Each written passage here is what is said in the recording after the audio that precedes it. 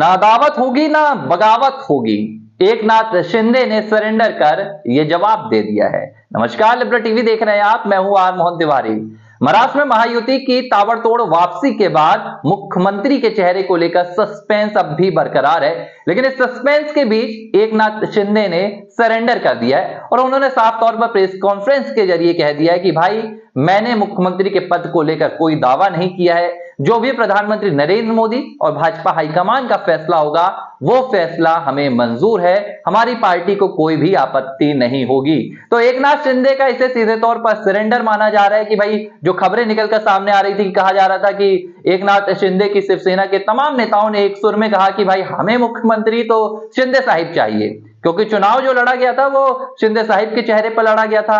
अब भाजपा सरकार बनी है, महायुति सरकार बनी है, तो ये भाजपा का भी वादा था कि जो मुख्यमंत्री की कुर्सी जाएगी वो एकनाथ शिंदे के खेमे में जाएगी। लेकिन अब एकनाथ शिंदे ने खुद को इस फहरिस्त से बाहर कर दिया है और उन्होंने आज प्रेस कॉन्फ्रेंस की।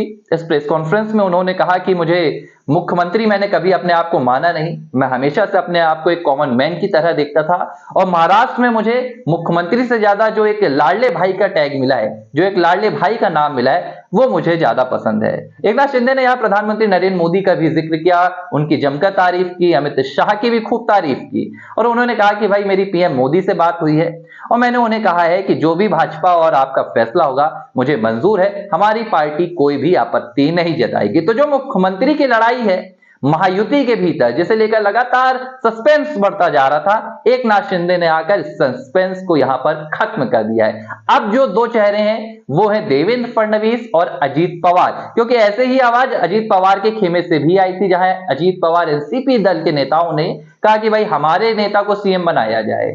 लेकिन अब यह फैसला महाराष्ट्र में नहीं बल्कि दिल्ली में ही लिया जाएगा। दिल्ली में एक बड़ी बैठक की जाने वाली है जिसमें देवेंद्र फडणवीस, प्रफुल्ल पटेल, एकनाथ शिंदे, प्रधानमंत्री नरेंद्र मोदी भी रहेंगे, अमित शाह भी रहेंगे, अजीत पवार भी रहेंगे और इस बैठक में तय किया जाएगा कि भाई, अब कौन होगा महाराष्ट्र का मुख्यमंत्री। वैसे तो कयास लगाए जा रहे हैं कि एक बार फिर से देवेंद्र भाऊ यानी कि देवेंद्र फडणवीस की वापसी होगी, लेकिन भारतीय जनता पार्टी के फैसले इतनी आसानी से आ जाएं ऐसा कई बार होता भी नहीं है, क्योंकि भाजपा ने अक्सर अपने फैसलों से चौंकाया है, चाहे वो राज्य की राजनीति हो या देश की राजनीति हो।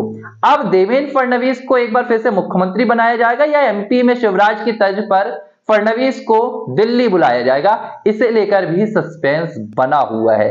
क्या भाजपा यहां पर चौंकाने वाला फैसला लेगी और महाराष्ट्र में एक नए चेहरे को इंट्रोड्यूस करवाएगी? क्योंकि जिस लिहाज से लोकसभा में परिणाम निकलकर सामने आए थे, कहीं ना कहीं उसने चिंता बढ़ा दी थी। हालांकि अभी भी महाराष्ट्र में भारतीय जनता पार्टी को अपनी पैठ और मजबूत करना है। महाराष्ट्र में अभी भाजपा गठबंधन में लड़ती है, लेकिन भाजपा ने देख लिया है, लंबे समय तक शिवसेना के साथ, पहले उद्धव ठाकरे गुट के साथ रही, अब एकनाथ शिंदे की शिवसेना के साथ है, तो कहीं ना कहीं जो भाजपा का एक छत्र राज महाराष्ट्र में वो नहीं हो पा रहा है। तो इस लिहाज से क्या भाजपा कोई नया फैसला लेगी या एक बार फिर से फडणवीस को ही महाराष्ट्र की कमान सौंपी जाएगी? नागपुर के नेता हैं, संघ का एक अच्छा उनके साथ समर्थन रहता है। अब ये नाम कहा जा रहा है कि महाराष्ट्र में संघ ने इस बार खूब काम किया है, कार्यकर्ताओं ने पूरी जान लगा दी है, तो देवेंद्र फडणवीस के चांसेस तो हाई हैं, लेकिन फैसला फिलहाल हाईकमान के हाथों में है। ऐसे में इंतजार करना होगा कि हाईकमान क्या फैसला लेता है। फिलहाल लिबरल टीवी पर खबरों का सिलसिला जारी रहेगा, देखते रहिए।